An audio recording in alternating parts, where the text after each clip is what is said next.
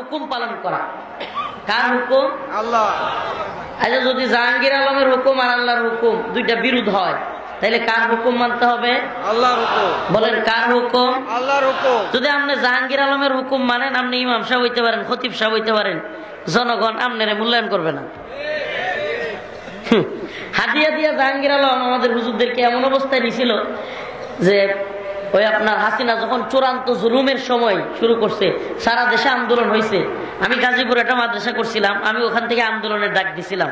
সর্বপ্রথম আমার বিরোধিতা যারা করছে রাজনৈতিক নেতাদেরও আগে হুজুররা।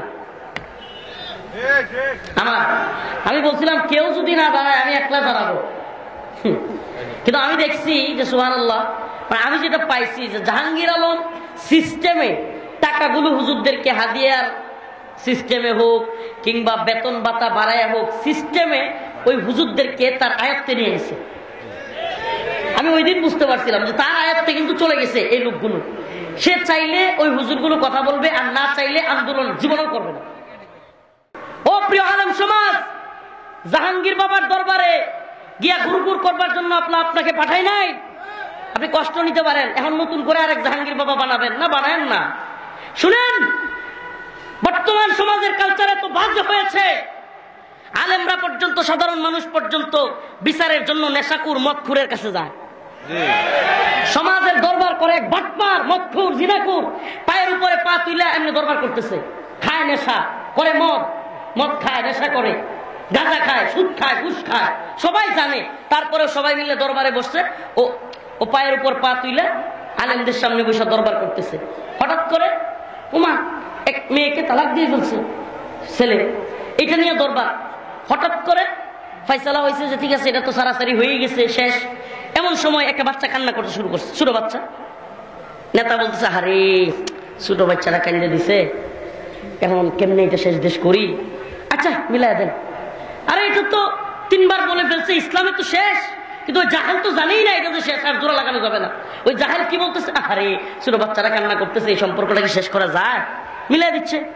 আরে উচিত তো ছিল ওই জায়গায় একজন সচেতন মুফতি আলেম থাকবে, কিন্তু হচ্ছেটা কি, ওই মুফতি, ওই আলেম, ওই বক্তা সব জাহাঙ্গীর বাবার দরবারে। তো তারে মানবে কে? আপনাকে তখন মানবে যখন আপনি গায়রতওয়ালা হবেন, ইজ্জতওয়ালা হবেন, সম্মানওয়ালা হবেন। আরে এই নেতা তো আমার পিছনে ঘুরবে, এই সমস্ত দুনিয়াবি চিন্তাধারা কোটি কোটি টাকাওয়ালা আমার পিছনে আসবে, আমি নেতার পিছনে যাব না। এই অবস্থা হয়ে গেছে প্রিয় ভাইরা আমার, বন্ধুগণ আমার। এই জন্য দেখেন আমরা এই কথাগুলো কেন বলি জানেন? রাষ্ট্রের কথা কিংবা এই জনগণের কথা, এই উম্মার কথা কারা বলবে? বলেন না, 7 মাস আগে এত নির্যাতনের শিকার হইলাম, এত ছাত্র জনতা জীবন দিল, এত বাচ্চারা জীবন দিল, স্কুলের মাদ্রাসার ছেলেপেলেরা জীবন দিল। আজকে 7 মাস যেতে পারে নাই, আজকে রাস্তাঘাট কোনো জায়গায় কোনো নিরাপত্তা নাই। কি সমস্যা? আজকে রাস্তাঘাটে নিরাপত্তা নাই, এগুলো বলবে কে? আজকে রাস্তাঘাটে আমি আমার নিরাপত্তা নিয়ে চিন্তিত। কেউ বলতেছে দ্রুত নির্বাচন দেন, নির্বাচন দিলেই মনে হয় আমরা সব ঠিক করে ফেলবো, জান্নাত কামাই ফেলবো, জান্নাতের মধ্যে ঢুকাই দিব। এক একজনের এক এক বক্তব্য।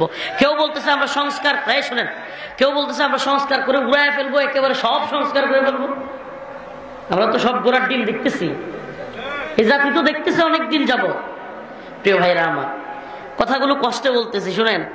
এই জাহাঙ্গীর আলম কয়েকদিন আগে একটা বক্তব্য দেখলাম তার, যে আমাদেরকে যদি ঠিকঠাক মতো বাসায় থাকতে না দেওয়া হয়, রাত্রিবেলায় আমরাও কাউরে ঠিকঠাক মতো ঘুমাইতে দিব না। বলছে কি বলে নাই?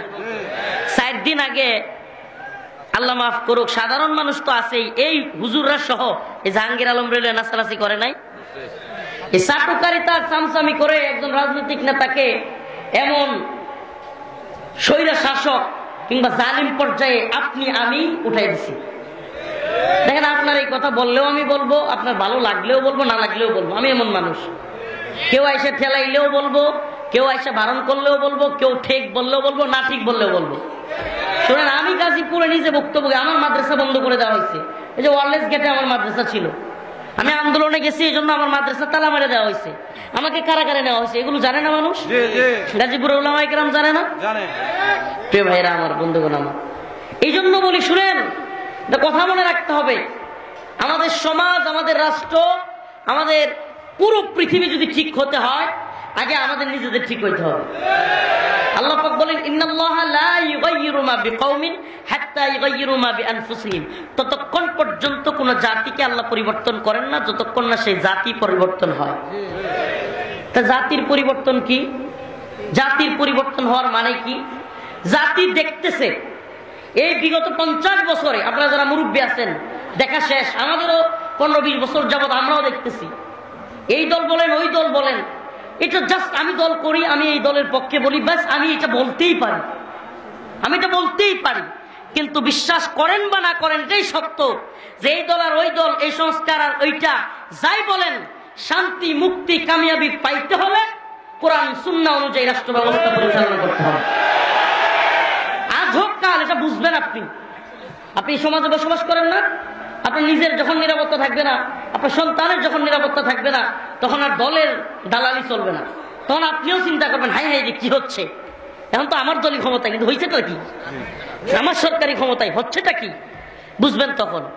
যদি না বুঝেন যে নিজে তো আমি বুলেট প্রুফ গাড়ি কিনবো, প্রয়োজনে অস্ত্রের লাইসেন্স করব, নিজের খায়াসা। শুনেন, এই দেশে তথাকথিত গণতান্ত্রিক রাজনৈতিক গুলোর, আল্লাহ মাফ করুক, বেশিরভাগ হলো পকেট আর পেটের ধান্দা ছাড়া কিছু নেই। জাতি নিয়ে চিন্তা, উম্মা কেন্দ্রিক চিন্তা খুব কম মানুষের মধ্যে আমি পাইছি। উম্মা কেন্দ্রিক চিন্তা আসলে আমাদের কি করা দরকার? আমরা যারা জাতীয় নেতৃত্ব দিতে চাই, জাতীয় পর্যায়ে যদি নেতৃত্ব দিতে চাও, জাতির পালস বুঝতে হবে। এই জাতি ইসলামকে ভালোবাসে, এই জাতি কাকে ভালোবাসে? সুবহানাল্লাহ, ইসলামকে ভালোবাসেন না আপনারা? তো ইসলামের পালস যদি না বোঝা যায়, আল্লাহকে নিয়ে কটূক্তি করতেছে, আপনার বক্তব্য নাই, আপনি কিভাবে নেতৃত্ব দিবেন? রসুলকে নিয়ে কটূক্তি করতেছে, আপনার কোনো বক্তব্য নাই, আপনি কিভাবে মুসলিমদের নেতৃত্ব দিবেন? আপনাকে সামনাসামনি কিছু বলবে না, আপনি বড় কেউ, কিন্তু আড়ালে ঠিকই বলবে যে এই লোকটা ইসলামের পক্ষে না। ঠিকই ঠিক না? অতএব আমি যে কথা বলতেছি, মুসলমানদের সফলতা এটা এমন এক পথে, যেই পথে চাটুকারিতা নাই, যেই পথে দালালি নাই, যে পথে চামচামি নাই, যে পথে ঘুষামিল দেয়া নাই। সুস্পষ্ট বক্তব্য, কথা একবারে ক্লিয়ার থাকবে, আমি আল্লাহর পক্ষে, আমি দ্বীনের পক্ষে, আমি নামাজের পক্ষে, আমি ঈমানের পক্ষে। আমার আল্লাহকে কেউ কিছু বললে, আমার রাসূলকে কেউ কিছু বললে, সে যেই হোক আমি বরদাস্ত করব না। কোন মানুষ আমাকে পছন্দ করবে, কে করবে না, এগুলো জীবনেই চিন্তা করি না, আল্লাহ মাফ করুক। আমরা বক্তদের বক্ত না, সেলিব্রিটিজমে বিশ্বাসী না। এই যে এই কি বলে, আমার সেলিব্রিটিজম ঠিক থাকবে কি থাকবে না, অমুক দল আমারে পছন্দ করবে কি করবে না, জনগণ আমার কথাটাকে কিভাবে নেবে। শুনেন, আগে তো হলো আমি সঠিক বলতেছি কিনা। আল্লামা হোসেন কাসিমি রাহিমাহুল্লাহ একটা কথা বলতেন যে আপনি যদি সঠিক বলে থাকেন এবং মানুষ ভুল বুঝে, তাইলে সেই ক্ষেত্রে আপনার করণীয় হলো আপনি ইস্তেকামত থাকবেন এবং আল্লাহর কাছে দোয়া করবেন, আল্লাহ আমি তো সঠিক বলছি, আল্লাহ তুমি মানুষকে বোঝার তৌফিক দাও। আর যদি আপনার বক্তব্যে মানুষ বিভ্রান্ত হয়, তাহলে সেখান থেকে ফিরে আসবেন, সুস্পষ্টভাবে তওবা করবেন, আমি ভুল করে ফেলছি, আমার এটা বলা ঠিক হয়নি, ব্যাস। এই খোলামেলা অবস্থানটা থাকা চাই। আমি বলি আপনাদের গাজীপুরের বক্তব্যের কারণ দেখায় আমাকে গ্রেফতার করানো হয়েছে। গাজীপুরের গাছা একটা জায়গায় বলছিলাম যে ইসলামের বিরুদ্ধে গেলে আমি আল্লাহকে মানি না, সরি আল্লাহর বিরুদ্ধে গেলে আমি কোন নেতা নেত্রী এমপি মন্ত্রী প্রধানমন্ত্রী মানি না, ইসলামের বিরুদ্ধে গেলে, আল্লাহর বিরুদ্ধে গেলে, কোরআনের বিরুদ্ধে গেলে রাষ্ট্রপতিকে মানি না। এই কথা বলছি, এই কথা বলার কারণে বলছে গ্রেফতার করছে। বাস্তবে এই কথা বলার কারণে গ্রেফতার করে নাই, গ্রেফতার করছে কেন? মোদী বিরোধী আন্দোলনে শরীক হয়েছে। এটা জাতিকে একটা আইওয়াস দেখাইছে, আইওয়াস জাতিকে বুঝাইছে। প্রিয় ভাইরা আমার, বন্ধুগণ আমার কথাগুলো একটু মনোযোগ দিয়ে শুনবেন। এই জাতি যদি সফলতা চায়, 7 মাস হয় নাই, এতগুলো ছাত্র জীবন দিল, এতগুলো হাফেজ, এতগুলো আলেম জীবন দিল, এখনো গাজীপুরে কেন মারামারি হয়? এখনো গাজীপুরে কেন আমাদের ভাই শহীদ হয়ে যায়? কাহিনী কি? কাহিনীটা কি? কাহিনী একটাই, আমি আপনি আমরা এখনো পর্যন্ত আল্লাহর জন্য, দ্বীনের জন্য, কোরআনের জন্য, জাতির জন্য কিছু করতে পারিনি। আমরা যদি এই চিন্তা থেকে, ব্যক্তিগত চিন্তা, দেখেন আল্লাহ পাক আপনাকে আলেম বানিয়েছে, আল্লাহ পাক আপনাকে একটা নেতৃত্বের স্থানে বসাইছে ব্যক্তিগত খায়াসাতের জন্য না, ব্যক্তিগত চিন্তা করবার জন্য না। ব্যক্তিগত চিন্তা করবার জন্য কারো আলেম হওয়ার দরকার নাই, ব্যক্তিগত পকেটে দান্দা করবার জন্য কারো বড় নেতা হওয়ার দরকার নাই। ওয়ালা তুসআলুন্না ইয়াওমা ইদিন আনিন নাঈম, আল্লাহ বলেন প্রত্যেক নেতৃত্বস্থানীয় ব্যক্তিকে আমি জিজ্ঞাসা করব। নিয়ামত প্রাপ্তকে জিজ্ঞাসা করব।